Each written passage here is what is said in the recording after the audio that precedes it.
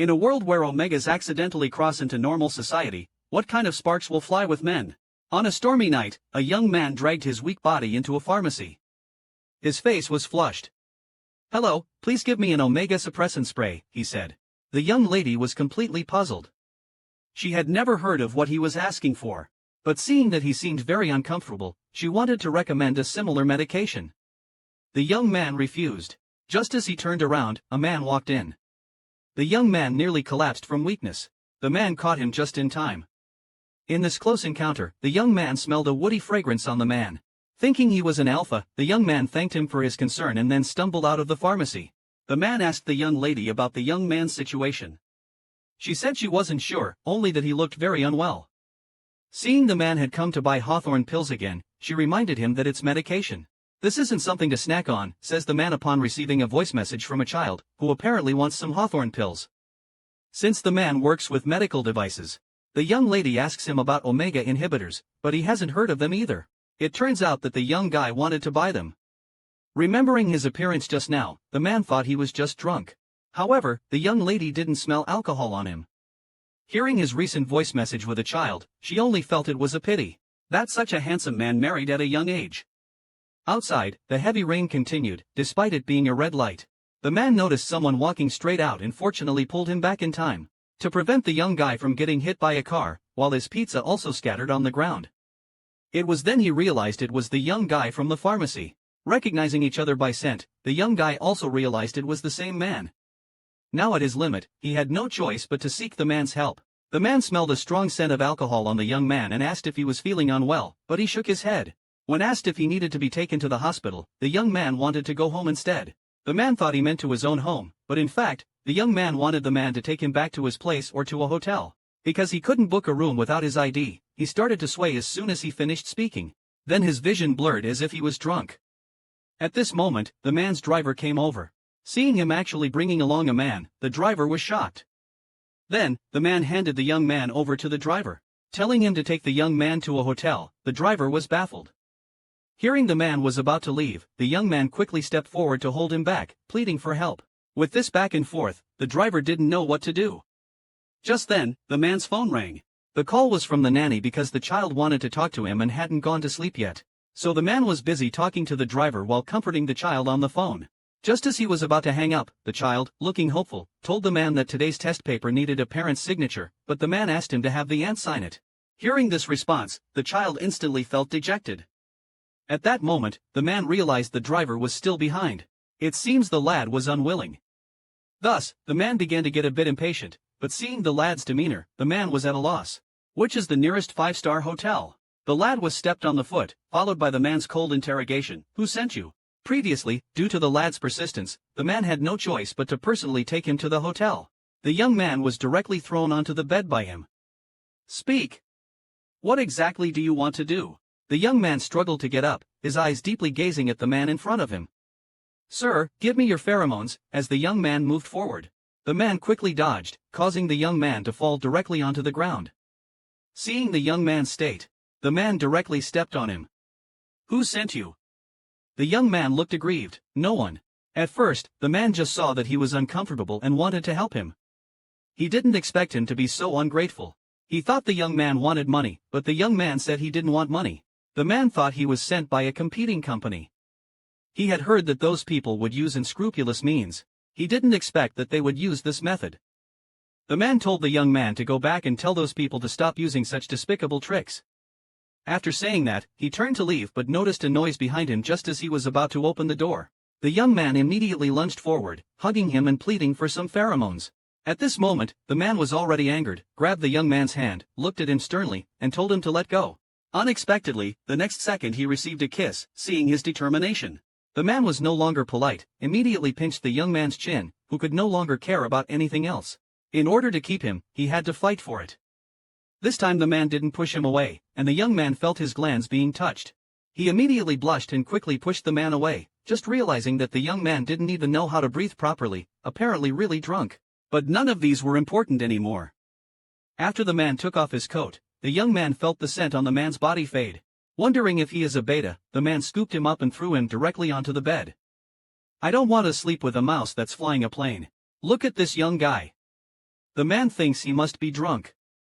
The young guy's differentiation came later than most people's. This is something he inherited from his mother. His mother told him, from the day you differentiate, you must start looking for your own alpha.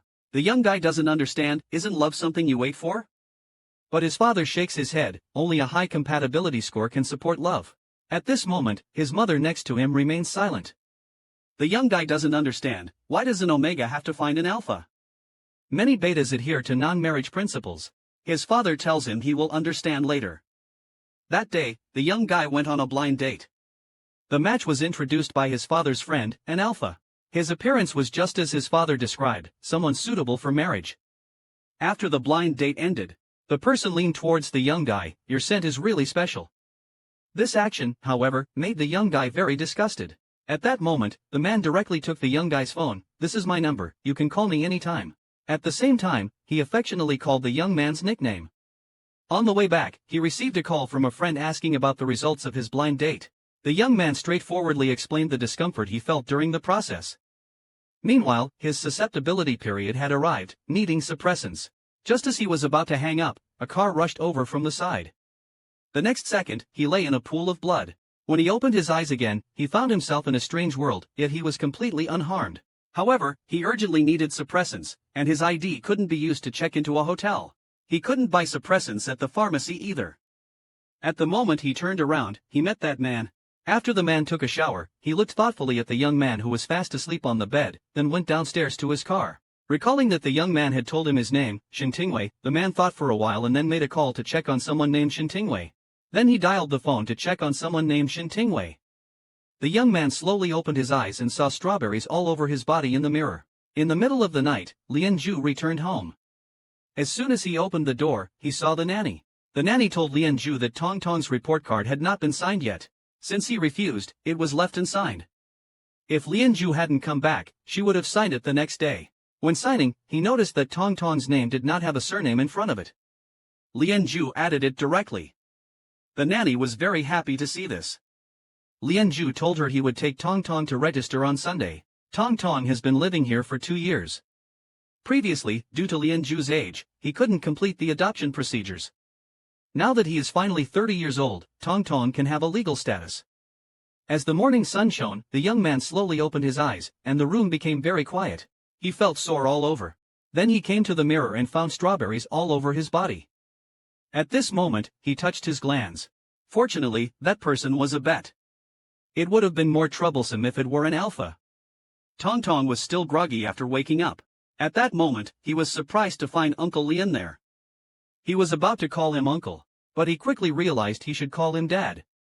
Just then, Lian Ju received a text message that Shintingwei had already checked out.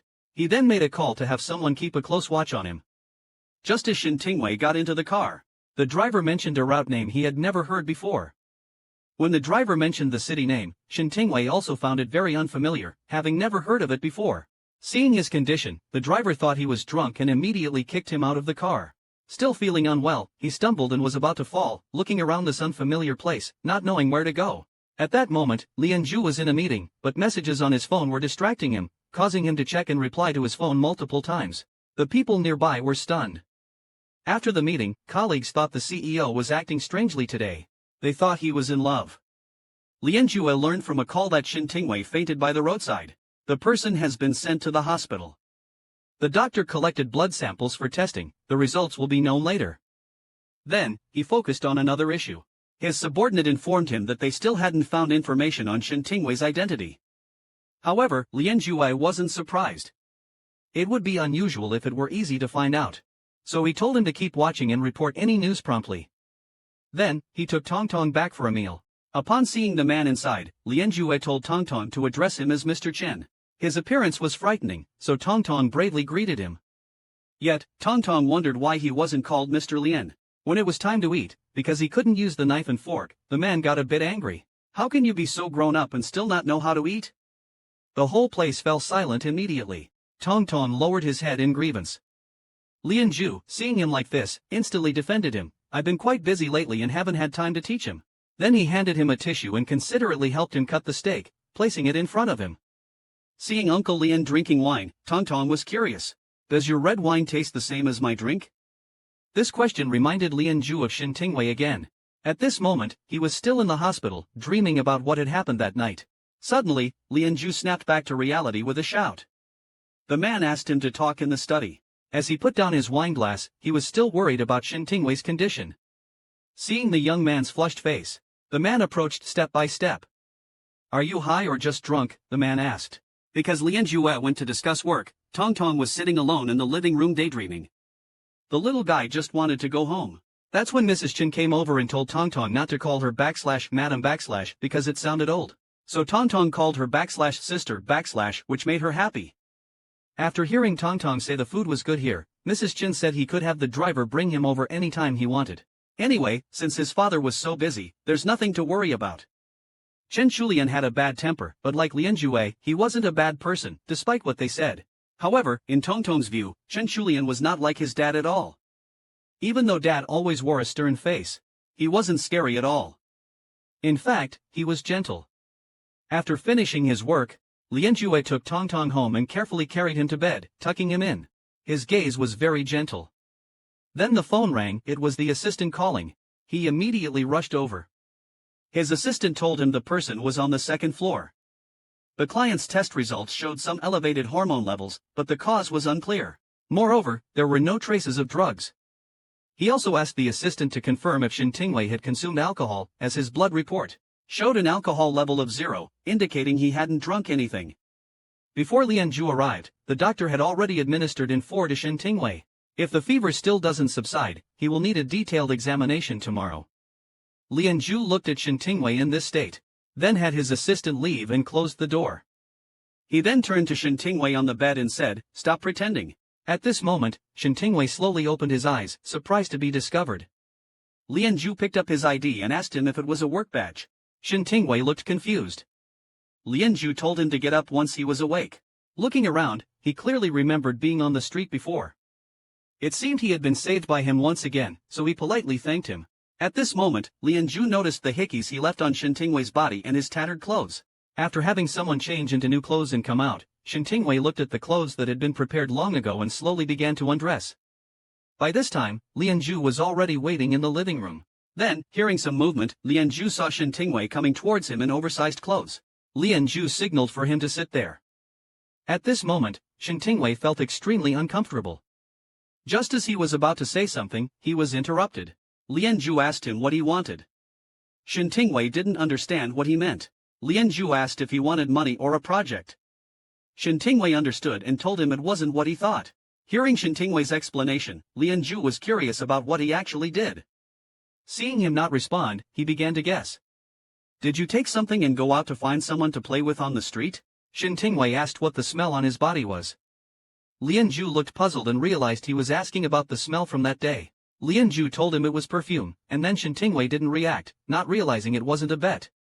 Lianju chuckled. Are you here to revisit your childhood again? Every time this topic comes up, he always talks about himself like that. It seems his understanding of a bet is different from what he says. Thinking back to not being able to buy suppressants at the pharmacy and that the people he met these days had no pheromones on them, these strange events felt very unreal to him. Suddenly, Shin Tingwei's heat came again, constantly emitting the scent of an omega. Lianju wondered why there was a smell of alcohol on him. At this moment, Shin Tingwei said he was in heat. Lianju slowly approached him, then pinned him down. Have you taken drugs or are you just drunk? This was Shin Tingwei's condition. Shin Tingwei looks so disoriented that even Lianju can't tell if he's high or just drunk. Hearing him claim he's not high, just horny, it's shocking how innocently he can utter such explicit words. Lianju starts blushing, so after knowing Shin Tingwei's thoughts, Lianju doesn't say a word, just quietly watches him. At this moment, Shin Tingwei's face is completely red. He asks Lianju if he wants to see him get up to leave, then quickly pulls him back. Although Lianju's words embarrass him, Shin Tingwei shyly nods. Despite this, Lianju still shakes off his hand. An omega's heat period typically lasts 3 to 5 days.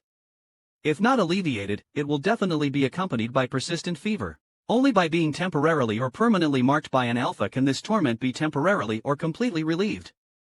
Today is the second day, if lucky, only the last day remains. Lianju is morosely smoking alone when he hears a noise and turns to see it's Shin Tingwei. So, he was directly called over. Shin Tingwei obediently stepped forward. His already flushed cheeks turned even redder under the gaze. The next second, Lianju lifted his chin.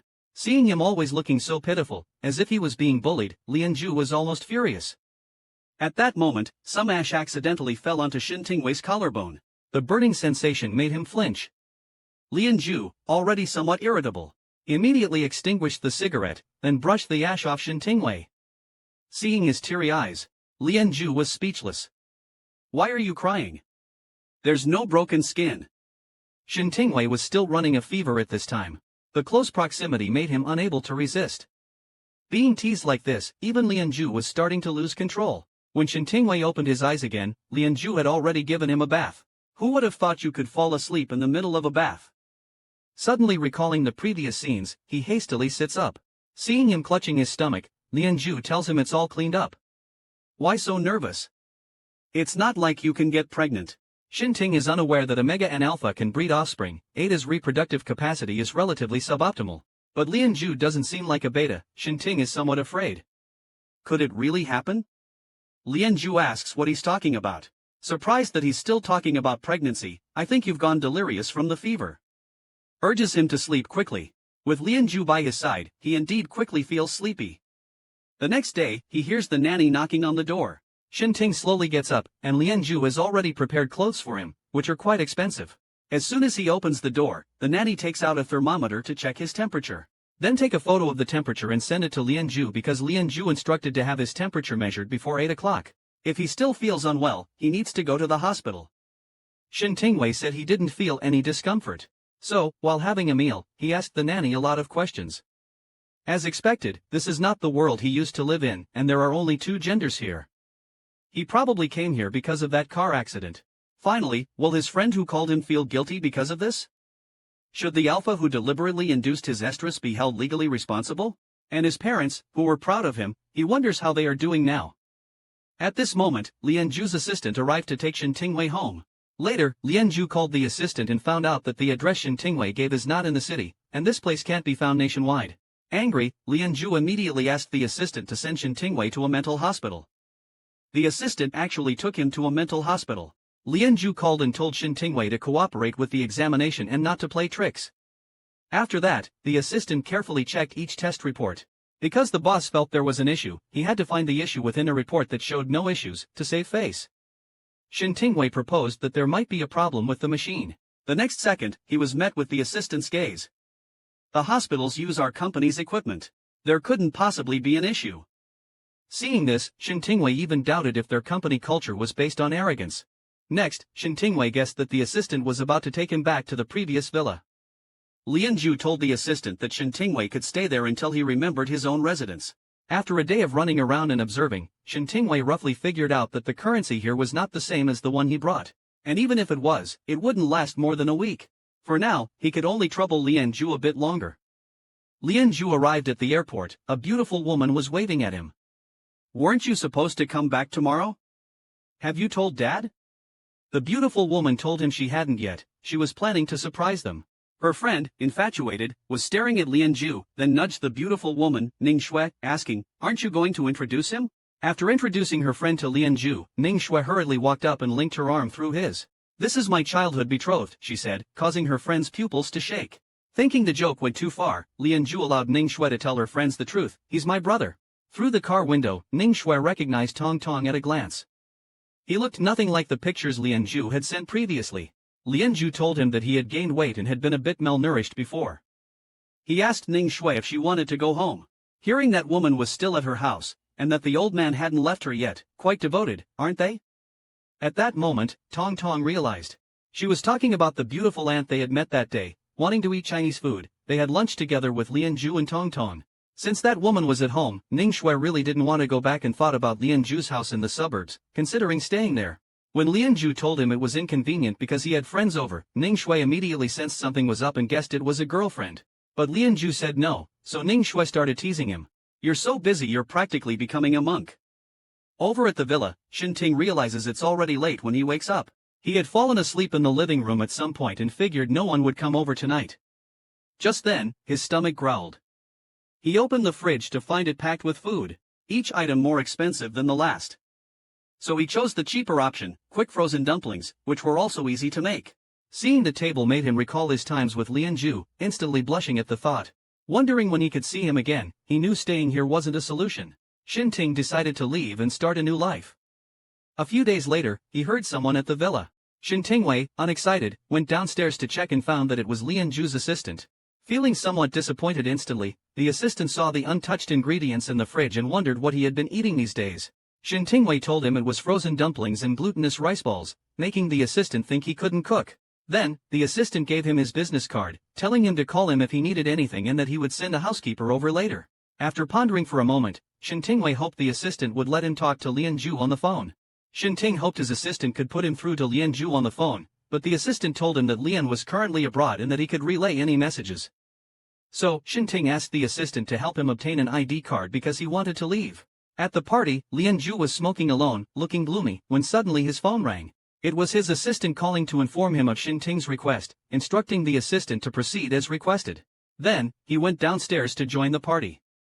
At that moment, a man with a female companion approached, exchanging pleasantries that were only superficial. In reality, the man was hoping Lianju would cede some projects to him. Seeing Lianju not giving in, the man quickly signaled his companion. Hence, the woman picked up a wine glass to toast Lianju. However, she was also attracted to Lianju's handsome appearance and began to accidentally spill her wine on his clothes. The man quickly played along, suggesting his companion apologize to him. At this time, Lianju took off his coat and directly refused the cleaning fee for the clothes on the grounds that he had something to do, asking them to contact his assistant. The two were stunned. Such a trick was nothing in front of Lianju, not even close to Xintingwei. Over here, Xintingwei received his ID card. Earlier, an assistant had called someone to come to the house to take photos of him. They also prepared information relevant to dealing with the household registry investigators who would be visiting. Then, they handed him an envelope. By the way, this is also from Mr. Lian. When he opened it, it turned out to be money, but Xintingwei only took one bill. Seeing his insistence, the assistant didn't say much more and asked if he wanted to speak to Mr. Lian. But at this moment, Xintingwei had nothing more to say and hoped the assistant would convey his thanks. Then he walked out of the villa, holding the recruitment information he had looked up on the computer in the guest room earlier. He could only go for interviews one by one. At this time, Tong Tong was playing at the amusement park with Ning Shui. Suddenly, Ning Shui noticed that the necklace on her neck was missing. Xintingwei just came to take over the shift. Seeing his colleague looking for something, he stepped forward to ask and learned that a customer's necklace was lost here. So, he hurriedly approached and assured that he would definitely help her find it back. At this moment, Ning Shui received a phone call. It was Lianju coming here to pick them up for a meal. Ning Shui didn't want to trouble them, saying it was really okay. It was also because of my own carelessness that it was lost. You guys should be off work, right? No need to look for it, go have your meal. The colleague hurriedly found Xintingwei, telling him the customer said there's no need to look for it. Just as Xintingwei stood up, he felt a bit dizzy. He still felt that he should leave the customer's contact information, shaking his head, saying he would return it once found. His searching action was just seen by Lianju nearby. Ning Shui wondered what he was looking at.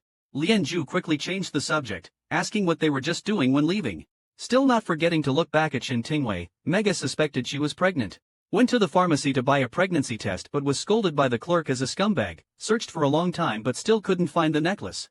A female colleague kindly handed Xintingwei a drink, apologizing for delaying his off-duty time, but Xintingwei didn't blame her at all, only the last spot left, suggesting to flip over the sponge pad to look. At this moment, noticed something shining over there, hurriedly went over to search if this was it. The colleague was very happy, actually found it, but accidentally lost his balance and fell down. Also knocked down Xintingwei, seeing him not getting up for a long time, thought he was joking, then noticed he seemed to have fainted. Hurriedly went over to shake him, and saw him slowly opening his eyes before sighing in relief, concerned about where he felt uncomfortable. But Xintingwei asked him to contact the customer first, learned that the customer would arrive around 9 p.m. Xintingwei decided to deliver it later since the colleague lives far away, making it inconvenient to come over. Despite the colleague wanting to treat him to barbecue to thank him, Xintingwei still declined, using the excuse of having something to do.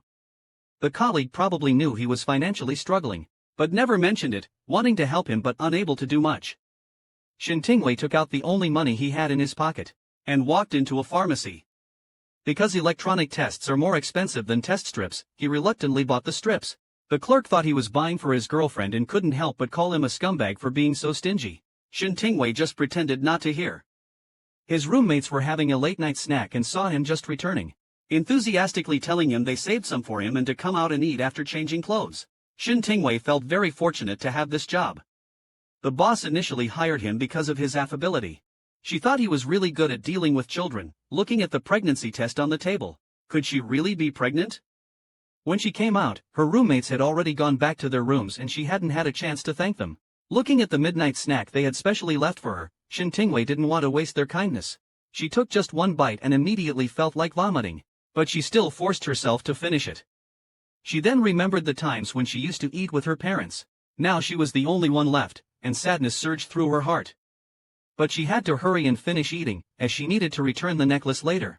At the amusement park, seeing a child nearby, Shin Tingwei happily greeted him. At this moment, Ning Shui arrived too. The necklace was finally returned, and this scene was seen by Lian Ju in the car. Learning that the necklace was found, and it was Shin Tingwei who helped to find it, she blamed herself for being rash and always causing trouble for others. Meanwhile, her gaze drifted outside to Shin Tingwei. Having not seen him for over a month, his hair had grown longer than before. She teased him for still looking as frail as ever. Seeing Shin Tingwei living so poorly now, she impulsively recharged his amusement park's membership card with 500,000. Shin Tingwei looked at the pregnancy test in his hand. Indeed, he was pregnant. Tears instantly welled up in his eyes. He tried hard not to cry. His roommate, hearing the noise outside the door, thought he was feeling unwell. Shin Tingwei told him it was nothing. A while later, when he saw people coming out, the roommate quickly went up to care for him, thinking he was unwell and prepared to ask for leave on his behalf. Shin Tingwei hesitated for a while but still asked his roommate to lend him some money, feeling very embarrassed. Then he went to the gynecology department of the hospital. The doctor wondered why the pregnant person did not come themselves, and Shin Tingwei made up a random excuse to brush it off. Then consult the doctor about medical abortion. After hearing the doctor's explanation, Shin Tingwei was worried about the pain but still wanted to know about the follow-up preparations. At this moment, a pregnant woman nearby heard their conversation. She began to mock Shin Tingwei right in front of him, and Shin Tingwei could only suffer in silence. Then, everything the doctor mentioned was about female pregnant patients, leaving the doctor puzzled about Shin Tingwei's questions. Shin Tingwei knew it was futile to continue and walked anxiously along the corridor. At that moment, Lian Ju happened to pass by and recognized Shin Tingwei, but the latter did not see him. Puzzled as to why he was there, remembering their times together always brought him to tears. He felt angry when thinking about how Shin Tingwei seemed to forget about others so easily and then went to the doctor to pick up Yuman's pregnancy test report. Called Ning Shui on the road, Lian Ju told him the results were already out. From now on, be careful what you say at home. From now on, be cautious when speaking at home. On the way back to the Chen family, I saw Shin Tingwei again. After being hit, he just silently endured it. This person really has such a weak personality that he doesn't even argue when he suffers a loss. He just sheds silent tears. Originally, Lian Ju thought that Shin Tingwei would find an excuse to come back, but in the end, he disappeared completely from his sight just as he had hoped. If it weren't for meeting again at the amusement park that day, he would have almost forgotten about this person. It seems that he really might have been drugged back then. Moreover, he only took one piece of the money given to him. Now he's in such a miserable state. Finding out that the driver's daughter had worked summer jobs at the amusement park, and that staff would get a commission if they signed up members, Lian Ju had an idea. In the evening, the roommate came back from work and knocked on Shin Tingwei's door. The roommates couldn't wait to share the good news with him. Brother Shin, the customer you served yesterday, the child named Tongtong, right? Today they specifically signed up for a membership card because of your good service. So how much do you think they topped up? Seeing him guessing only 1,000, his roommate shook his head and then gestured the number to him. Shin Tingwei thought it was 5,000. Feeling that he had only done his duty, he was embarrassed to let the customer spend so much, but he was still told it was not right. His roommate said it was 500,000. Shin Tingwei was so shocked that his eyes widened. Hearing from Shin Tingwei that he was pregnant made him almost curse in anger. On the other side, Ning Shui received a call from Shin Tingwei, who said someone had used Tongtong's name to get a membership card at his workplace. Ning Shui was puzzled, thinking it must be Tongtong having fun and pestering Lian Ju to get it. Just then, a servant knocked on the door to hurry her downstairs for dinner, and she had to hang up the phone hurriedly. Still, she didn't get the information about the membership card. After going downstairs, Ning Shui cursed in front of everyone. Seeing this, Father Chen immediately scolded her, and Yuman quickly spoke up for Ning Shui. Ning Shui got angry when she saw the two of them acting like that. This is the bird's nest that Mr. Chen took from the servant. He told Yuman that it was specially prepared for her, and that she should nourish herself more since she was pregnant. Then he asked Lian Ju if he had any suggestions for the child's name. Lian Ju suggested the name Qinhua, which Mr. Chen was very pleased with, and Yuman also liked it. But thinking that if it was a daughter, she couldn't possibly be called Little Joie, so they started discussing whether they hoped for a boy or a girl. Yuman took the opportunity to strike up a conversation with Ning Shui, who directly responded with a scowl, saying it didn't matter to her as she wasn't the one giving birth. Thus, Mr. Chen didn't sit idle either and began hinting at Lian Ju when discussing the child. Seeing that he didn't catch the hint, Mr. Chen went all out and asked him if he was still seeing the doctor lately. Lian Ju glared at him upon hearing this. When Ning Shui learned that he was seeing a doctor, she quickly showed concern and asked what was wrong. Lian Ju told her it was nothing serious, just that he hadn't been resting well for a few years and had seen a doctor for treatment. Mr. Chen, relentless as ever, said that since there was nothing wrong, they should start planning for their own child, as an adopted child is never quite the same as one's own. Ning Shui couldn't listen any longer and angrily pounded the table. Can we eat or not? Have your own child. How old is my brother? He doesn't even have a girlfriend yet. What are you talking about having kids for? Unable to bear the conversation any longer, Lian Ju left immediately. He quickly said he was done eating and walked out. Shin Tingwei went to an internet cafe to look up information on abortion. Seeing the dangers and the cost of the procedure, he was taken aback and felt extremely helpless. That night, he returned to his dorm, lay on his bed, and recalled what the doctor had said. He touched his stomach, thinking that soon it would start to swell. More than the surgery, he feared being seen as a freak at the hospital. Afraid he might not overcome his fear, he decided to keep the child. In a world where he couldn't even see his own future, how could he possibly support a child? The next day, his roommate knocked on his door, asking if he needed him to call in sick again. Shin Tingwei told him he was fine and asked to borrow his phone, then called Lian Ju's assistant. At this moment, the only person I could think of was Lian Ju. After all, he is the child's father. Besides, his company deals with medical equipment. He has money and connections. Solving the child's problem through him was the safest way. In the company, Lian Ju watched his employees argue endlessly over the plan. He felt like his head was about to explode. When he saw the call, he immediately went outside. He thought the assistant had something else. When the assistant said Shin Tingwei was looking for him, he thought it was about that day's membership card issue being discovered. He asked the assistant to transfer the call. Those two inside were still arguing, which was annoying to watch. Just then, the call connected. Lian Ju hurriedly said if it was because of that card, but before he could finish, he heard Shin Tingwei say she was pregnant. Lian Ju was first shocked, then wanted to curse. Shin Tingwei, do you think I'm a 3-year-old kid? When Shin Tingwei asked if his company had abortion equipment, Lian Ju was speechless. Are you fucking crazy? Since learning about Shin Tingwei's pregnancy, Lian Ju felt like his IQ had been assimilated by her. After being scolded and hung up on by Lian Ju, Shin Tingwei was not surprised, it was just as he had expected. After hanging up the phone, Lian Ju was very angry, while those two guys in the office were still arguing. So, Lian Ju forcefully opened the door, which even scared the director silly.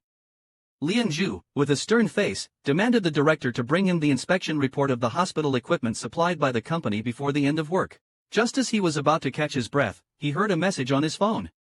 It turned out that Ning Shui was complaining about that woman again. Because of this, Lian Ju had comforted her many times.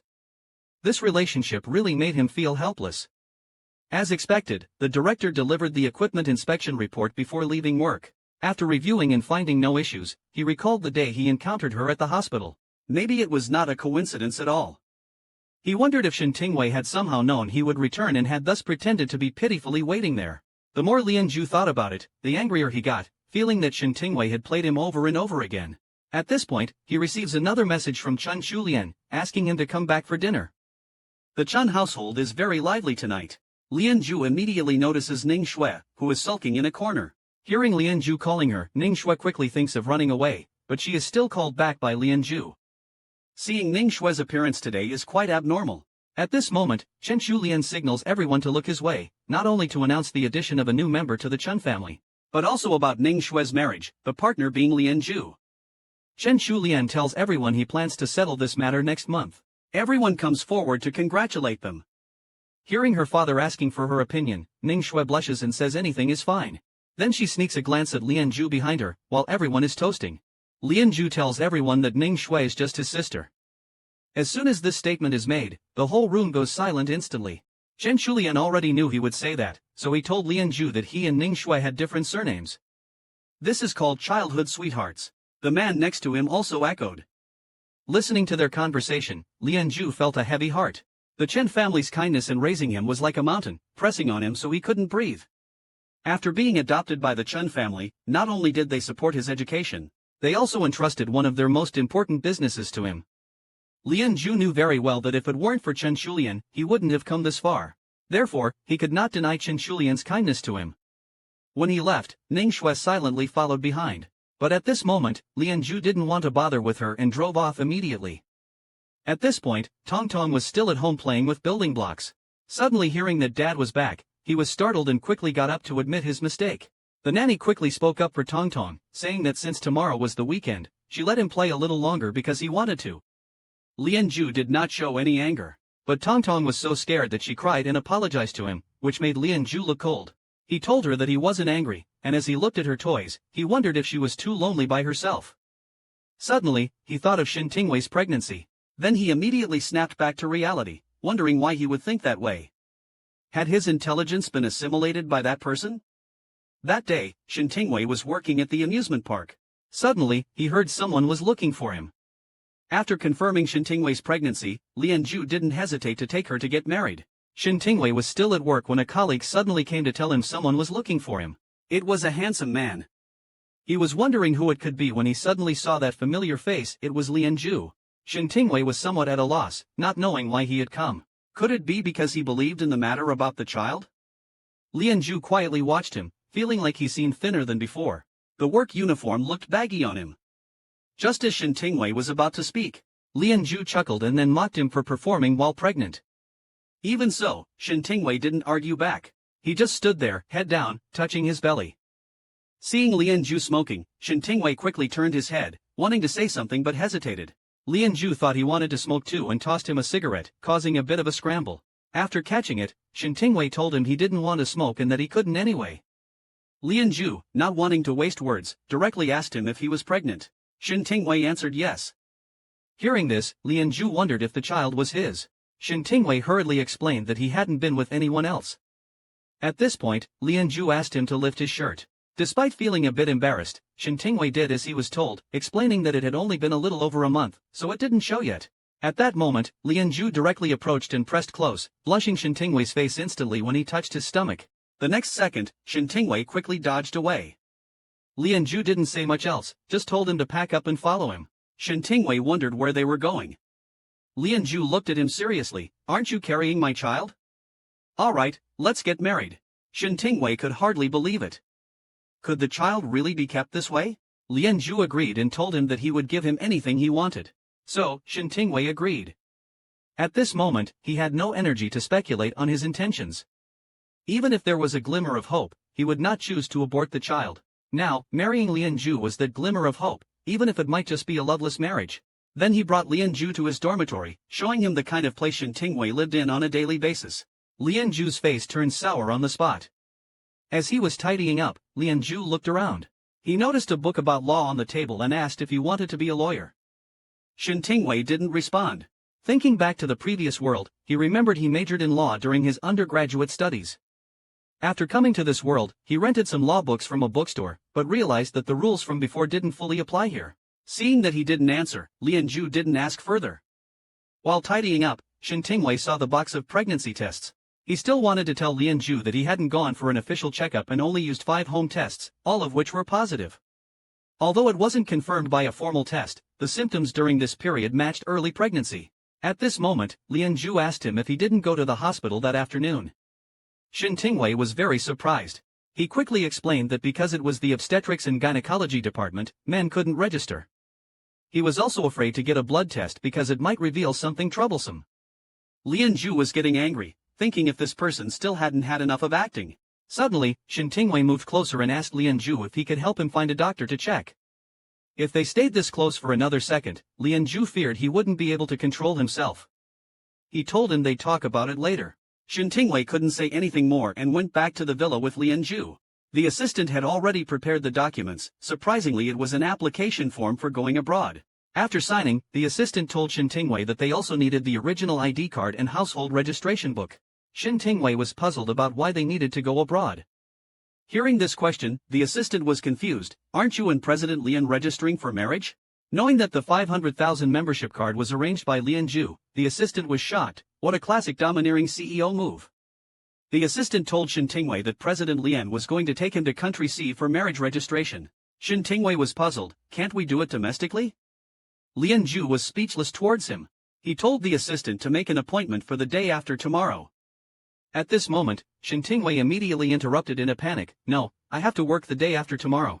Lian Ju started mocking him again for being so eager to sell his art. Being constantly mocked like this, Shin Tingwei felt deeply aggrieved and was just about to say something. But seeing Lian Jue's expression still scared him, so he told Lian Jue that he hadn't received his salary yet. Lian Jue asked him to quit, but he refused because the former manager had told him that he had to work for a month before getting paid. Besides, there was a high-value membership card in front of him. At this moment, he suddenly remembered what Lian Jue said on the phone earlier. So he asked him if the 500,000 membership card was handled by him. The assistant was shocked when he heard this. This is such a classic domineering CEO move. It's the first time seeing Lian Jue looking flustered like this. Shin Ting couldn't help but laugh. Hearing that he wanted to quit after getting paid, Lian Jue didn't say much. The next day, Shin Ting slept until he woke up naturally. He hadn't slept so soundly in a long time. Lian Jue brought in many things. From a phone to clothes, everything he needed. Standing in front of the mirror changing clothes, he realized he had lost a lot of weight. Even though this is the size I always wear, it still feels loose on me. I wonder if it's because of malnutrition. Could this affect the baby's development? After going downstairs, I surprisingly met an auntie. The auntie told me she would take care of my diet and daily life from now on. As mealtime was approaching, she asked me to help call Mr. Lian down for dinner. So, Shin Ting came to the door of Lian Ju's room, hesitated for a moment, and was just about to knock. Hesitating for a moment just as he was about to knock, Lian Ju suddenly opens the door, startling Shin Tingwei. He stumbles backward, and Lian Ju quickly steps forward to catch him. The closeness makes him unconsciously blush.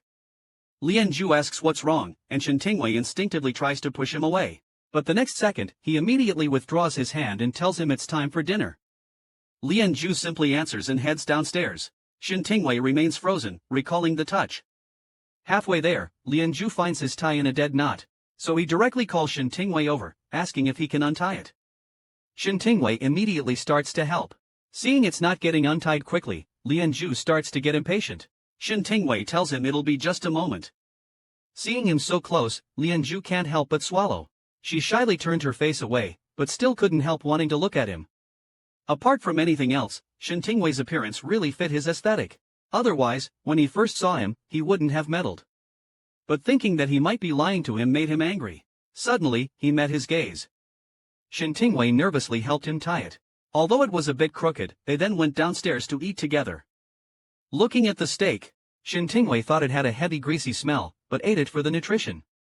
However, the next second he began to gag and quickly ran to the bathroom. Hearing Shin Tingwei vomit, the aunt quickly asked if the breakfast didn't agree with him. Finding out Shin Tingwei was unwell, the aunt prepared a cup of hot milk to warm his stomach. When Shin Tingwei returned to the dining table, he found Lian Ju was not there. The aunt told him Mr. Lian had gone upstairs after eating.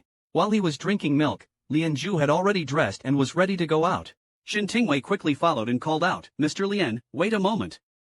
Lian Ju turned around and indicated for him to speak up.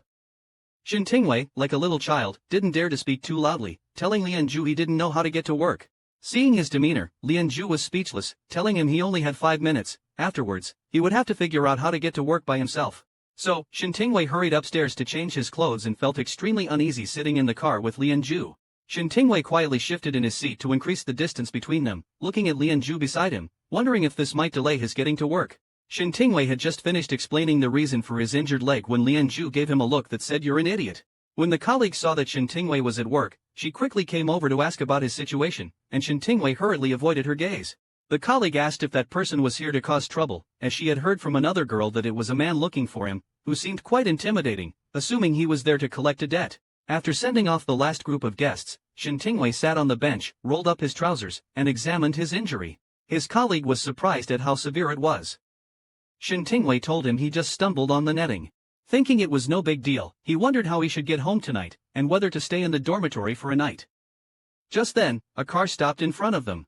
The driver, a man named Lian Ju, got out and greeted Shin Tingwei. His colleagues were stunned by the sight. "So, you're here to experience life, huh?" Shin Tingwei said helplessly, "Who experiences life like this?" His colleague wouldn't listen to his explanation and left, lost in their own imagined tales of family feuds. Thinking that Lian Zhu coming to pick him up might cause a delay, Shen Tingwei felt embarrassed. But when he opened the car door and saw that it was empty, the driver told him that Mr. Lian was still busy with work and couldn't come himself, so he sent him instead. Shen Tingwei's face turned red, and he quickly said that wasn't what he meant. After returning to the villa, I bathed comfortably. Noticing that the injury on my leg seemed more swollen than before, I decided to go downstairs to look for a first aid kit so as not to affect work tomorrow. But after a thorough search, it was empty. At that moment, I heard the door open. It was Lian Zhu coming home from work, followed by his assistant. There I was, exposed in front of both of them. Lian Zhu's gaze was instantly drawn to me. I was startled for a moment before I snapped back to reality. I quickly turned around to cover myself. That's when Lian Zhu stretched his hand to block the door, allowing his assistant to leave first. Once inside, while sneaking glances at Lian Zhu, I wondered whether to go back to my room or greet him. Lian Zhu sat down and loosened his tie. He asked what I was looking for. Seeing Lian Zhu appearing somewhat uncomfortable, I quickly offered him water. Upon hearing his request for warm water, Shen Tingwei immediately went to pour it and could smell the strong scent of alcohol on him. Lian Zhu continued with the previous question, finding out that Shen Tingwei was looking for the medicine box. Lian Zhu wondered what was wrong, and Shen Tingwei told him he had bumped his leg. Lian Zhu instinctively asked what happened. Suddenly realizing why he would ask that, Shen Tingwei was also surprised, thinking he must have asked because he was drunk. Hearing that Shen Tingwei had accidentally tripped and hit a step, Lian Zhu immediately looked at Shen Tingwei as if he was an idiot. Just as Shen Tingwei thought, Lian Zhu found it to be silly. Lian Zhu told him the medicine box was upstairs, and Shen Tingwei quickly said no need, planning to return to his room. At this point, Lian Zhu commanded him to come over, leading him to the door of Lian Zhu's room. Shen Tingwei didn't plan to go inside and wanted to trouble Lian Zhu to bring it out for him, but Lian Zhu said he was going to take a bath. He told him where the medicine was and let him fetch it himself, then closed the bathroom door. Shen Tingwei breathed a sigh of relief and began to look around Lian Zhu's room. Seeing the almost abandoned garden outside the window, he felt it was a pity. He then found the medicine chest as Lian Zhu had said. He hesitated at the bathroom door, wondering whether to say something before leaving. At that moment, the bathroom door suddenly opened. Lian Zhu stood right in front of him, making Shen Tingwei's heart race wildly. He told Lian Zhu that he had already gotten the medicine and hurriedly prepared to leave, but Lian Zhu grabbed him. Seeing Shen Tingwei like this, Lian Zhu felt his soul being captivated, so he pulled Shen Tingwei and wouldn't let him go. Shen Tingwei shyly turned his head and saw Lian Zhu looking like he had quite a bit to drink tonight. But at that moment, Lian Zhu was staring at him and then took the medicine from his hand, telling him it was expired. Shen Tingwei felt it was okay and wanted to make do with it, but of course, you can't use expired medicine. Shen Tingwei felt aggrieved but didn't dare to say much, only able to take the pack of cotton swabs and go back to his room to sleep. After returning to his room, his leg still hurt a lot, so he tried not to touch it. Praying that it would be better tomorrow and not affect his work, in the middle of the night, Lian Zhu brought some medicine and knocked on Shen Tingwei's door. Was it half an hour ago? Lian Zhu made a call to his assistant asking him to buy medicine. This assistant really deserves an extra bonus. After getting no response from knocking, Lian Zhu went straight in, surprised at how low his guard was, not even locking his door. Lian Zhu somewhat impatiently called him to wake up and apply the medicine, but the person is already asleep. Lian Zhu felt like he was going crazy, actually delivering medicine to him late at night. Bringing him medicine late at night. I originally planned to just leave it on his desk and walk away. Then I heard Shen Tingwei making noises in his sleep, and he was wrapped up so tightly. Even Lian Zhu was speechless. He went up to pull the quilt off him, and suddenly smelled a sweet, wine-like aroma. After pulling back the quilt, the smell seemed like cherries and cranberries. Seeing Shen Tingwei sleeping like that, Lian Zhu couldn't stay calm anymore. Are you deliberately seducing me? Fine, I'm not exactly a gentleman anyway, he said, and reached out. At that moment, Shen Tingwei suddenly woke up. Lian Zhu teased, why aren't you pretending to sleep anymore? Shen Tingwei blushingly told him, I'm not. But Lian Zhu didn't believe it. He felt that Shen Tingwei started seducing him the moment he entered the room. Shen Tingwei quickly got up and pushed him away, but was counteracted by him pinching his chin, saying, I'm drunk, so what?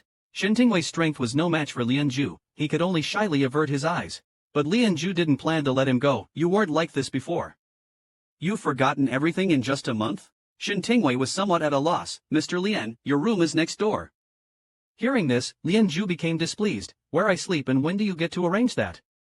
Or are you already considering yourself the master of this house? Shen Tingwei felt wronged and was just about to explain when Lian Zhu came up and gave him a kiss.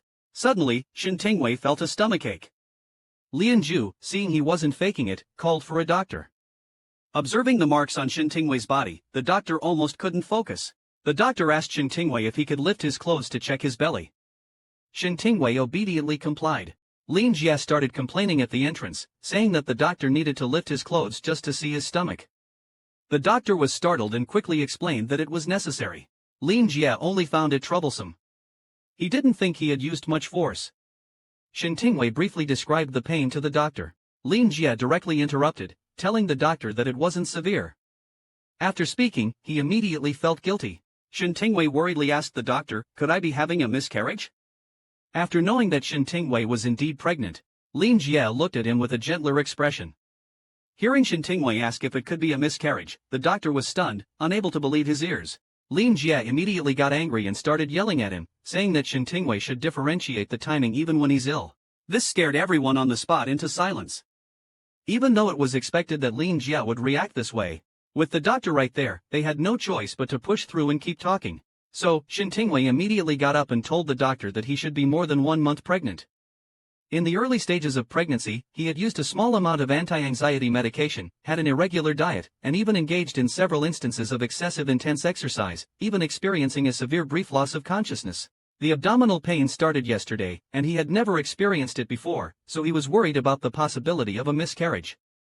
After he earnestly finished speaking, the room fell silent. The doctor asked what President Lian meant, noting how convincingly Shin Tingwei spoke. Lian Zhu then asked the doctor to give him a thorough checkup. After the examination, the doctor told Lian Zhu that he needed to take a blood sample back to the hospital for testing. It was also the first time he heard a man claim to be pregnant, and he asked Lian Zhu if he should take Mr. Shin to see a psychiatrist. Because he had previously seen the test reports of the psychiatric hospital's equipment, Lian Zhu knew that Shin Tingwei did not have a mental issue. So, he asked the doctor if there were any factors that could cause a person to emit some unusual scents, like fragrance or alcohol scent. The doctor became interested when he mentioned this. He informed Lian Zhu that it was hormones, but it was the first time he heard of the alcohol scent. Although he did not want to seem too obvious, Lian Zhu still asked the doctor to check Shin Tingwei's lower leg before leaving. "Let's check if there's any bone damage." The doctor was very touched after hearing this. It seems that Mr. Lian has a sharp tongue but a soft heart. The next day, when he received the doctor's call, Lian Zhu could hardly believe it. "Are you sure there's no problem with the test results?" The doctor hoped that Lian Zhu would bring Shin Tingwei to the hospital for a more comprehensive examination. After hanging up the phone, Lian Zhu immediately went over and grabbed Shin Tingwei's hand. "Come with me to the hospital." After the checkup, Shin Tingwei could hear Lian Zhu inside talking to the doctor about the situation. Hearing the doctor's words, Shin Tingwei also became a bit worried. At this time, the assistant brought Shin Tingwei's salary from the amusement park and informed him that the resignation procedures had been completed. Seeing Shin Tingwei so downcast, the assistant sat down and told him, "Mr. Lian is mainly concerned about your health. He specifically asked me to bring over some bruise medicine after learning about your injury last night."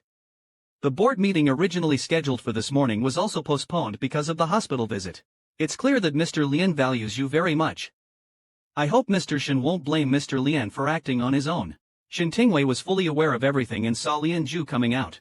The assistant hurried forward to tell him that the contract and plane tickets were ready, and the flight was tonight.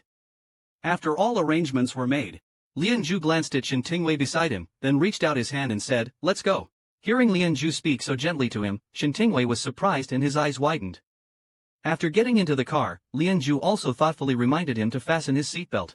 Shin Tingwei obediently complied, and the next second Lian Zhu asked something shocking, "Are you transgender?" which completely baffled Shin Tingwei. Telling Lian Zhu he was not, Lian Zhu quickly stopped the car, intending to clarify things properly. Shin Tingwei said it was because he refused to take precautions, which embarrassed Lian Zhu, who thought Shin Tingwei knew he would get pregnant, so he deliberately approached him. Shin Tingwei quickly denied it, telling him he was feeling unwell that day. Even if it wasn't him, it might have been someone else. He intended to treat it as an accident, but ended up being taken back by his assistant. Seeing the children outside, Shin Tingwei asked Lian Zhu whether he would agree to let the children stay. Hearing Lian Zhu's response, Shin Tingwei felt somewhat disappointed. He told him that he married him just to be able to have the children. He asked what he needed to do. Lian Zhu indifferently replied that he only needed a marriage. Some occasions later required his presence, and to cooperate with the doctor as much as possible.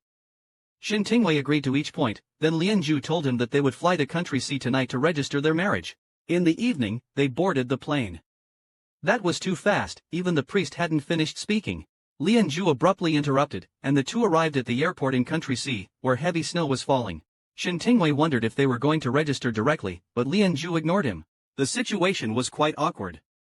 Shen Tingwei had to find another topic to ease the atmosphere, but Lianju still didn't glance at him. So, Lianju took off his own scarf and directly placed it around Shen Tingwei's neck. He directly put it on Shen Tingwei's neck, clearly still cherishing his little Tingwei. Shen Tingwei stood there dumbfounded, his face unconsciously blushing, when the car arrived. After getting in the car, the driver told them that the gowns were ready. The snow scene outside the window caught Shen Tingwei's attention. It's been a long time since I've seen snow. Inside the hall, the priest was reciting the wedding vows. Lianju directly answered, I do. It was obvious that he was impatient. The priest told them they could exchange rings now. Lianju was the first to put the ring on him. It was unexpected to get married so quickly. Shen Tingwei was still thinking about how loose the ring felt. Hearing Lianju calling him brought him back to his senses. Hurriedly he helped him put on the ring. After exchanging rings, it was time to kiss. Shen Tingwei's heart was pounding. Shyly, he closed his eyes. Lianju looked as if he was full of anticipation. In contrast to Shen Tingwei's shyness at the end, Lianju remained calm and collected. Looking at the marriage certificate handed over by the priest, it bore both his and Lianju's names. Shen Tingwei turned to Lianju and wished him a happy marriage, but the latter remained silent, causing Shen Tingwei's smile to freeze, seemingly devoid of any happiness. At that moment, Lianju turned and walked away, but still responded. Shen Tingwei watched the heavy snow outside. Wondering if he could still return, Lianju appeared somewhat agitated after hanging up the phone. He told Shen Tingwei that the flight was cancelled due to heavy snow and they would have to wait for the snow to stop before returning. Shen Tingwei naturally left all arrangements to him. Upon hearing Lianju ask what he wanted to eat, Shen Tingwei didn't know and could only say anything was fine. Lianju instructed the chef to use fresh ingredients and also mentioned that someone at home couldn't eat oily food, as he noticed Shen Tingwei sneezing. Lianju concerned if he caught a cold, Shen Tingwei hastily said he hadn't. I seldom catch colds. The very next day, he ended up with a high fever in bed. Lianju thoughtfully brought him medicine. Seeing his hesitation, Lianju told him to rest easy. The doctor has already controlled the dosage, and pulled the curtains, advising him to continue sleeping if he felt unwell. So, Shen Tingwei obediently lay down. In the middle of the night, Lianju checked on him to see if the fever had subsided. Feeling the temperature had dropped, he was relieved. But as he was about to leave, Shen Tingwei grabbed him. Don't go, I feel so terrible. The next morning, Shen Tingwei slowly got up to the sound of keyboard clicks. Feeling thirsty and wanting water, he then saw Lianju beside him. Pretending to be asleep again, he wondered why Lianju was there. Then he heard Lianju asking him to wake up and take the thermometer. It seemed he was discovered. Thank you, Mr. Lian, for taking care of me these past few days. Lianju asked him to confirm that there were no issues with the contract on the table and then to sign it. Shen Tingwei was puzzled about what it was, and Lianju told him it was a post-marital property distribution agreement, including real estate, stocks, and money. Shen Tingwei was somewhat surprised and quickly said it wasn't necessary, but Lianju told him it was for the children. Even so, Shen Tingwei still felt it was too early. But Lianju didn't care about that. He just went into boss mode, put it in front of him, and made him sign it. Lianju then took Shen Tingwei to meet his foster father. But he got hit with a stick on the spot. After returning to China, Lianju arranged for a doctor to come every week to check on Shen Tingwei so he wouldn't have to keep going back and forth to the hospital. Ever since registering their marriage with Lianju, aside from the maid and the doctor, only Lianju's assistant would occasionally come to visit. However, such visits seemed more like they were to confirm whether Shen Tingwei was still alive. That day, Shen Tingwei was making dinner when he suddenly heard the sound of the door opening. It was Lianju returning. Shen Tingwei quickly asked him if he had had dinner. Lianju handed him a bag to change into. It turned out to be a suit. After changing, he still felt somewhat uncomfortable. However, Lianju was very satisfied and felt a bit embarrassed to look at him. Shen Tingwei thought something was wrong. Then Lianju took him to the Chen residence, which was very lively tonight. Lianju, initially walking ahead, suddenly stopped and then took Shen Tingwei's hand, linking arms. Only then did he notice Shen Tingwei was not wearing a ring. Feeling a bit awkward, Shen Tingwei explained that the ring was too big and inconvenient to wear, so he had put it away. Lianju didn't say much more but thoughtfully had a servant bring warm water for Shen Tingwei. Along the way, Shen Tingwei looked around and noticed others whispering as they watched them. He suddenly became tense. At this moment, Lianju leaned close to his ear as if to say something, but there was no sound. Shen Tingwei realized that Lianju was just creating the illusion of whispering intimately. Just then, Ning Shui approached them with a glass of red wine. Shen Tingwei finally saw someone he knew and greeted her enthusiastically. But Ning Shui didn't look pleased and coldly remarked, "You sure have a knack for listening to her words." Shen Tingwei is extremely different. Lian Zhu quickly grabbed Shen Tingwei and introduced him to Ning Shui. Seeing this, Ning Shui felt he was humiliating her. Lian Zhu, if you had any regard for our many years of friendship, you wouldn't have brought him here today. You know what today is, she said, as tears began to well up in her eyes. Seeing this, Shen Tingwei hurriedly wanted to find a tissue for her, but Lian Zhu stopped him and saw the wedding ring on Lian Zhu's hand. Ning Shui, heartbroken, turned and left. At this moment, Shen Tingwei realized that this so-called family banquet was not as simple as he thought. And he was definitely not just attending a family dinner as a member of Lian Zhu's family. So he asked Lian Zhu what they were here for today. Hearing Lian Zhu say it was to get engaged to Chen Ning Shui, Shen Tingwei finally understood why he had been brought along. He then asked what he should do to cooperate, and Lian Zhu told him to just stay by his side. Shen Tingwei was also very cooperative, and voluntarily held Lian Zhu's arm. At this moment, Chen Shulian and Yu Man came downstairs. Seeing that Lian Zhu had brought someone along, they immediately showed displeasure and glared at the two of them. Shen Tingwei was instantly scared, and Lian Zhu patted his hand to comfort him, saying it's okay. Second uncle blamed Lian Zhu for bringing anyone into the house. At this time, Shen Su also joined the commotion. Big brother, you can't say that. To you, this person might not be an outsider, but to us, maybe not. Why don't you introduce him? Thus, Lian Zhu introduced Shen Tingwei in front of everyone. This is my lawful partner. As soon as he said this, the whole room was in an uproar. Lian Zhu asked Shen Tingwei to greet everyone. Although a bit embarrassed, Shen Tingwei still called Chen Shulian dad. The other party did not respond but continued to glare at him, listening to Lian Zhu's words. Uncle Air could no longer keep his composure. Faced with Uncle Air's questioning, Lian Zhu began to play dumb. Shen Tingwei couldn't help but admire him. Even when Uncle Air's questioning became pressing, Lian Zhu remained completely calm. Of course, I will not forget the kindness of the Chen family. Suddenly, Shen Tingwei beside him realized something. Uncle Air became more and more agitated, lashing out at Lian Zhu. How could we have chosen you, an ingrate, in the first place? Why did I choose you, a self-serving wolf? You don't respond directly. I guess my second uncle is too old to remember clearly. I wasn't chosen by the Chen family, I was tested into it. But having been in the Chen family for so many years, I might not claim the credit but I surely did the hard work. It's probably time I repaid the kindness of being raised in the early years. Chen Shu, infuriated, gritted his teeth. Indeed, a poorly raised dog. He immediately picked up his walking stick and swung it at Lian Zhu, yelling for him and his people to get out. At that moment, Lian Zhu's face was slashed, starting to bleed. While on a business trip abroad, Lian Zhu was pursued by an admirer. After getting into the car, Shen Ting was very worried as he looked at Lian Zhu. Lian Zhu asked what he was looking at. Shen Ting pointed at the face and told him it was broken. Lian Zhu didn't say much.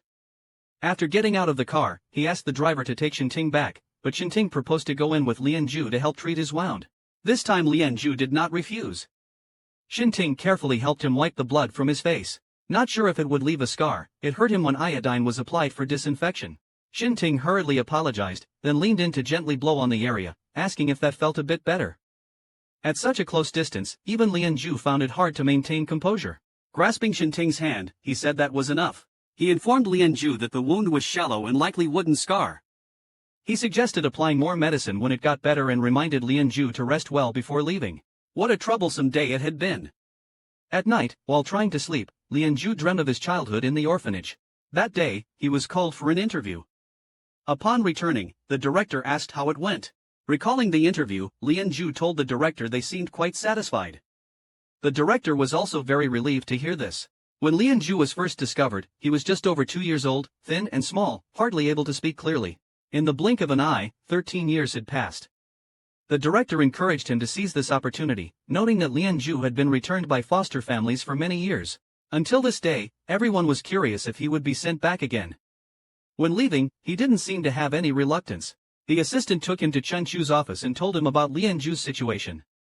When it came to the matter of a name, Chen Chu thought any name would do. The assistant felt a bit troubled, but ultimately, Chen Chu named him Lian Zhu. Dreaming of all this, Lian Zhu woke up suddenly, sweating profusely. Realizing it was just a dream after seeing the chandelier on the ceiling, he then heard his phone ringing. Picking it up, he saw a message from Ning Shui, but it was quickly retracted. Opening her moments, he found out she was going back to Country B. Since he was awake anyway, he decided to make breakfast. Just then, the nanny arrived and saw Lian Zhu intending to make breakfast himself. She quickly stepped forward and took over, saying, "Let me do it, I can make it quickly." Then, he planned to send Ning Shui a message. I didn't expect to be blocked by her, even asking what pregnant nanny should eat. Knowing that there will be an extra child in the family next year, the nanny thinks she should find a chance to talk to Tong Tong. Lianju plans to talk about it after some time. When Shen Tingwei receives a call from Lianju, he thought something happened. Hearing that Lianju has something to say, Shen Tingwei immediately listens with full attention, but Lianju just reminds him that it's rainy recently and to avoid going out, which baffles Shen Tingwei on the spot. Did he call just to remind me about the weather? Then Lianju asked him if he could cook. Knowing he is also worried about the fetus, Shen Tingwei quickly says he will eat more. Lianju tells him that he will be in country S for a month after tomorrow night, and anything needed can be directly told to his assistant. After the call, Shen Tingwei feels bewildered. On this side of the country, seeing the flowers on the desk, Lianju immediately shows displeasure. Don't let such things appear in my office again. The secretary was startled and hurriedly took the flowers away. At this moment, a blond man walked in. Why are the flowers I sent placed at the door and torn apart like this? Lianju casually found an excuse, saying he was allergic to pollen. Alex quickly apologized. To his surprise, he actually believed it. During the negotiation, Alex was very uncompromising. Moreover, his words had hidden meanings. This negotiation was rather tricky. Although he appeared to be about 25 or 26 years old, he was not easily fooled. At this point, Alex directly stood up and slowly approached Lianju. Perhaps we could each take a step back. I'll concede another 10% profit, and you keep tonight free for a date with me. Knowing that Shen Tingwei liked cats, Lianju went straight to the pet store after returning to the country. Alex invited Lianju for a date. Seeing him get so close, Lianju tactically leaned back. Then he showed him the wedding ring on his hand. Alex immediately sat back down. What a pity. It seems they can only have a normal conversation, even after signing the contract. When shaking hands, they used the other hand, cutting off Alex's last hope even more. Although Shen Tingwei no longer works at the amusement park, he still keeps in touch with his former colleagues. The story of him getting a 500,000 membership card recharged by a previous colleague has become a legend over there. The boss often uses it to remind employees about the importance of service attitude. Hearing that Shen Tingwei is very interested in cats, his colleagues immediately sent over a lot of photos. Aren't they just too cute? Seeing this, Shen Tingwei even wanted to raise one himself, but considering he is pregnant, he decided against it. When Tong Tong was on a video call with Lianju, he told him he wanted to join the school's summer camp. After looking at the summer camp itinerary, Lianju didn't say much and agreed. He also reminded him to go to bed early. At this time, he received a message from Shen Tingwei. It turned out that his room's water heater was broken and he wanted to borrow Lianju's bathroom. Lianju agreed immediately. Noticed that Shen Tingwei changed his profile picture to a cat, clicked on his moments. It was all about food and cats. At this moment, he remembered the doctor said that Shen Tingwei's current condition would benefit from having more family around. Shen Tingwei touched his belly. When he was showering and looking in the mirror, there were already signs of a slight bulge. He had been more careful with his meals lately. Although he vomited more than he ate, his appetite had increased. His sleep quality also improved. Just as he turned off the lights to sleep, he received a message from Lianju. Hearing Shen Tingwei's voice message reply, Lianju could imagine his drowsy look just from the sound. He found it amusing. A month later, when he returned to the country, his assistant came to the airport to pick him up. They hit a traffic jam on the way back. Just as Lianju was feeling irritated, he spotted a pet store. He immediately asked the driver to stop the car. When he went in, he saw the cats inside. I remembered that Shen Tingwei mentioned liking cats before, and the assistant thought he was going to buy one for the young master. At this moment, Lianju took out his phone to show him a picture of a cat. The assistant told Lianju it was a stray cat, commonly known as a street cat, and probably not available in pet stores. So, he recommended a ragdoll cat with a gentle temperament, which the young master might like, but Lianju was not interested. Just as he was about to leave, a cat's paw caught his clothing from behind. He turned around to see a small gray kitten looking up at him with wide eyes. A gray kitten is staring at him with wide eyes, and Lianju approached to find it really cute. Thinking that Shen Tingwei should like it, Shen Tingwei looks pregnant. The assistant reminded Lianju that Mrs. Shen is pregnant now and it might not be appropriate to keep a cat. At that moment, a woman came out and told him based on her experience that it's okay as long as they deworm regularly and maintain good hygiene. Hearing that his wife has never had a cat, the woman recommended a British Shorthair to him, saying its gentle nature is very suitable for beginners. While talking, she opened the cage to show him, and the next second, the kitten jumped directly into Lianju's arms. The woman told Lianju that pregnant women can often become emotionally down during pregnancy, and having a pet for company would be better. So, Lianju decided to buy it. While the assistant took the kitten, Lianju stayed to continue looking at pet supplies. At this moment, the woman's husband came back with new stock. Hearing that his wife ate takeout, the man thought it was unhygienic, and the two started bickering immediately. Suddenly interrupted by a man coming over to settle the bill, the man informs Lianju it's his first time being a father. Not until his wife's belly grew did he start to feel a bit responsible. Hearing this, Lianju relates to himself, unclear about what it feels like to be a father. To him, raising a child isn't a very difficult task, and he can ensure a carefree life for the child, but seldom thinks about how to be a good father. Looking at the woman's protruding belly, Lianju is curious about how old the child is. The woman tells him it's almost 9 months. This gets Lianju to start imagining the look of Shin Tingwei with a big belly. Once everything is ready, he directly asks his assistant to drive to Shin Tingwei's place. On the way, he starts to imagine the joyful look on Shin Tingwei's face upon seeing the kitten, becoming somewhat impatient and asking the driver to go faster. Upon reaching the doorstep, the driver immediately brakes, followed by Lianju breaking out in a cold sweat when he sees the doorway filled with police cars. Then, a police officer comes up to knock on the window, immediately presenting his badge and requesting Lianju to cooperate with them for questioning.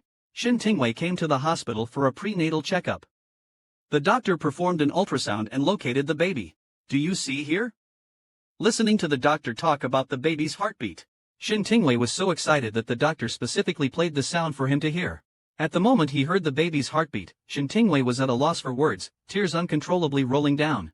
Then he went to the restroom to wash his face and adjust himself, thinking about how embarrassingly he had just cried. Touching his stomach and looking at himself in the mirror, he now has a baby. He just recorded the video of the fetal heartbeat and listened to it several times. Suddenly, he understood those who extravagantly show off their children. He now can hardly contain the urge to share his feelings. But upon further thought, it seemed there was no one in this world to share it with. After hesitating for a while, he still sent the video to Lianju. Not sure what he was expecting, whether Lianju would be as happy as he was. After a long while, he hadn't received a reply from Lianju. Though a bit disappointed, he thought maybe Lianju was just busy. At that moment, a colleague called to invite him on a trip to Qingyuan Mountain. She had arranged everything for the 2-day and 1-night trip, just waiting for Shin Tingwei. Having not gone out for a long time, Shin Tingwei was quite looking forward to it and decided to agree after some thought. The colleague was about to drive over to pick him up immediately, which completely surprised him. And you said you were not here to experience life. I was worried you wouldn't have enough to eat or wear, yet you live in a villa. Hearing this, Shin Tingwei said the house belonged to his partner. The colleague thought it was the lady who lost her necklace last time. At this, Shin Tingwei felt somewhat embarrassed and told his colleague it wasn't her, that lady was his brother. Hearing this, the colleague was utterly dumbfounded. After Lianju was taken away by the police, his brother went straight to Shin Tingwei's place to make a scene. The scenery from the cable car is really nice. Shin Tingwei keeps taking pictures with his phone. He plans to show them to his colleagues later. At this moment, a colleague, scared of heights, is already trembling with fear. Shin Tingwei suggests taking a photo for her, so the colleague stiffly cooperates. When it's time to choose photos, they discover many unflattering ones and immediately want to delete this dark history. Then, seeing a video in the album, wondering what it is, Shin Tingwei immediately tells her it's the fetal heartbeat of a friend's child. The colleague is interested in it and, with Shin Tingwei's permission, listens to the thumping heartbeat, finding it amazing. It sounds like little horse hooves, so cute. Just then, feeling hungry, they decide to have dinner after getting off the cable car. After so long, Lianju still hasn't replied to the messages, and no one is answering the calls. Shin Tingwei started to get worried. While having dinner, he saw something on the TV that made him suddenly widen his eyes.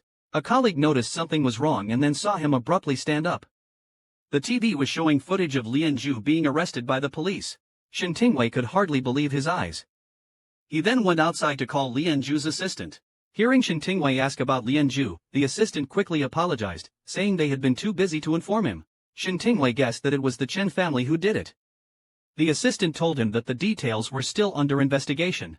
They had already hired a lawyer, so he shouldn't worry. After hanging up, a colleague came out to check if something was wrong. Learning that it was his partner who was in trouble, the colleague asked if he wanted to go back, but Shin Tingwei shook his head, saying it would be the same if he went back tomorrow. He doesn't need me, someone will handle it for him. If I went over, I would only add to the chaos. I still came back early in the morning. Thinking that it was rare to go out and have fun, and yet it affected my colleague's enjoyment, Shin Tingwei felt somewhat guilty. Suddenly, he heard someone forcefully kicking the door. The sound was from the person I met last time at the Chen's house. Feeling that the visitor had bad intentions, Shin Tingwei quickly took out his phone to send a message to his assistant. Then he went over and opened the door. The next second, Chen Su entered with a group of people, completely ignoring Shen Tingwei's questions. He sat down on the sofa like a boss and started pointing at the furniture inside the room. He ordered his men to throw all these things out. Shen Tingwei couldn't bear it anymore and walked up to Chen Su. What do you mean by this? Finally, Chen Su began to look at him properly. Seeing Shen Tingwei like this, he had to admit that Lian Zhu's judgment was still quite good. He stood up and mocked Shen Tingwei. I said Lian Zhu is already inside. Do you still plan to squat in our Chen family's house and not leave? Shen Tingwei didn't understand what he meant. Chen Su then added, not to mention this house, even Lian Zhu himself is owned by the Chen family. Speaking of the baby's heartbeat, Shen Tingwei was so happy that he gestured wildly, then received a look from Lian Zhu as if he was looking at an idiot. Chen Su recalled that when his uncle first adopted Lian Zhu, he not only provided him with a luxurious life and the best education but even entrusted him with the most important company in the family conglomerate. He even entrusted the most important company in the family group to him, while he only got an insignificant little business, becoming a laughingstock for many years. Thinking about it made him angry, so he spoke to Shen Tingwei harshly. Are you planning to leave on your own, or should I kick you out? At this moment, the assistant arrived just in time to see Shen Tingwei being thrown out and then pushed to the ground. The assistant was terrified and quickly rushed forward to help him up. Do you need me to call a doctor? Shen Tingwei told him it was fine and explained the situation.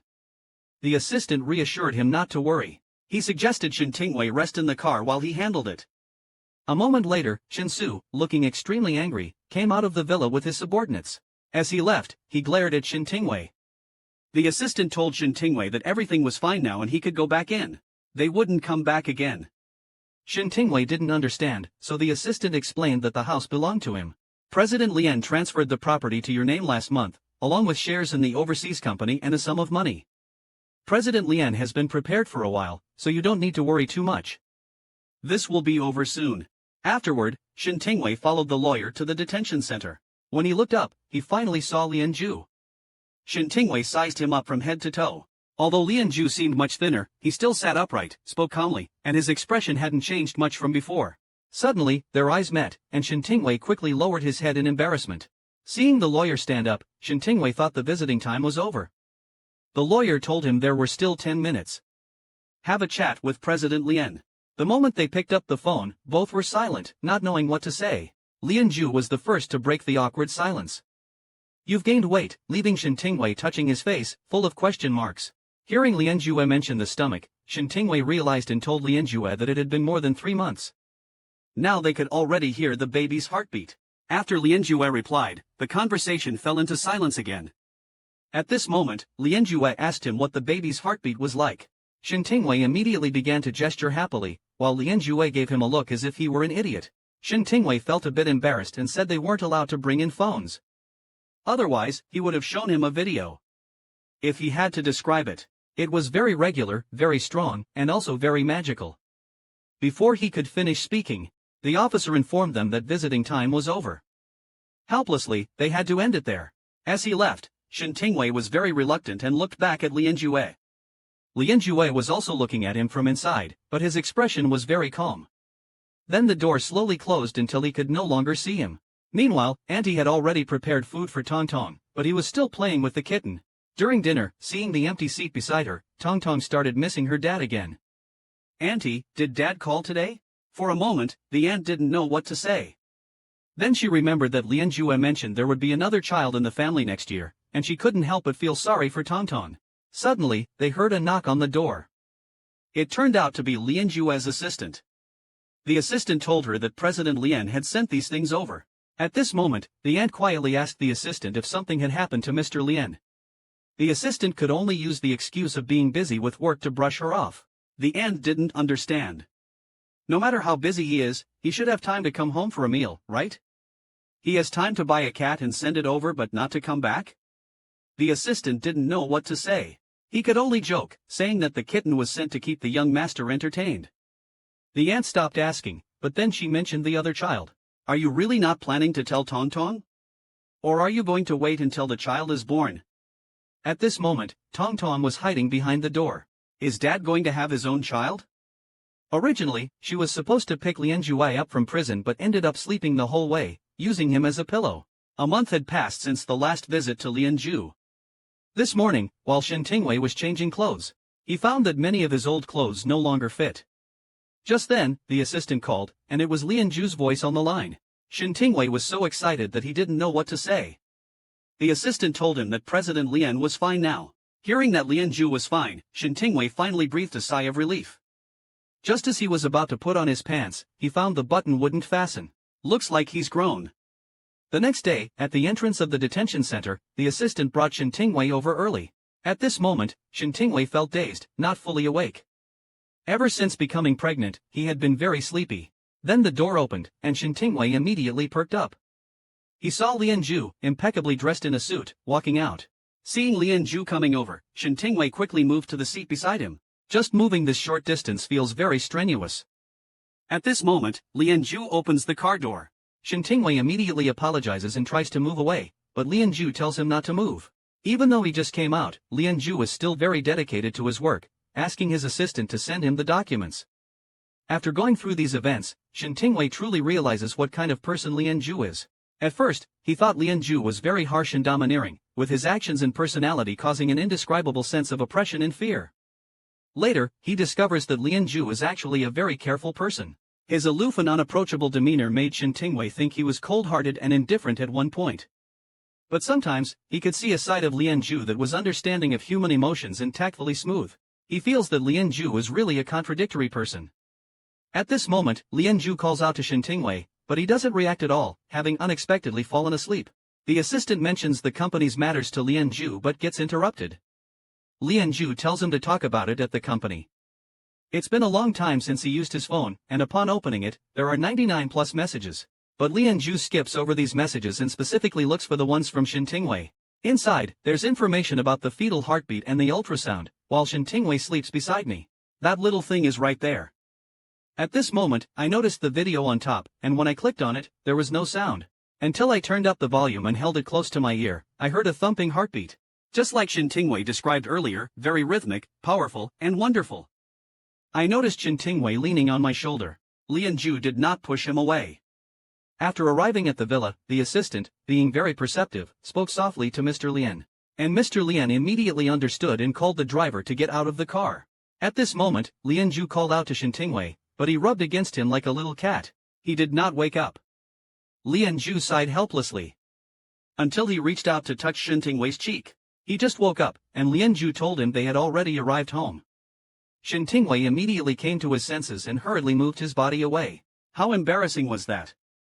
Lian Zhu didn't say anything and just got out of the car directly. Shen Tingwei's face turned red with shame as he rushed home to apologize to Lian Zhu for dozing off earlier. Although Lian Zhu said he understood, he didn't say much. Shen Tingwei started to blame himself. Falling asleep was one thing, but to use Lian Zhu as a pillow all the way, he didn't know if Lian Zhu was angry.